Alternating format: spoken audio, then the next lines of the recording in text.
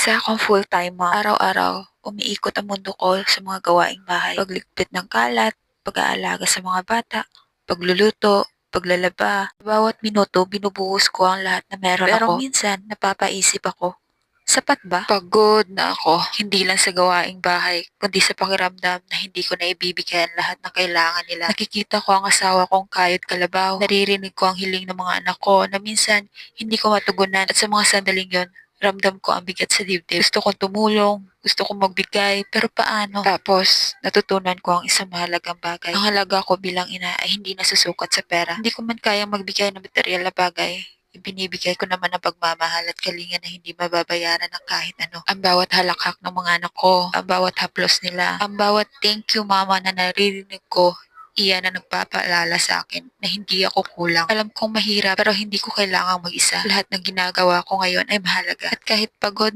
na ako, pipiliin ko magpatuloy. Dahil ang pamilya ko ang dahilan kung bakit ako nandito. Oo, may mga araw na parang hindi ko kaya. Pero araw-araw, pinipili kong bumangon. Dahil sa huli, hindi sa perang naiambag ang sinusukat ng tagumpay ng isang ina, kundi sa pagmamahal na binubuo ang bawat tahanan. Ako ay isang full-time mom, pagod man, pero kailanman hindi susuko.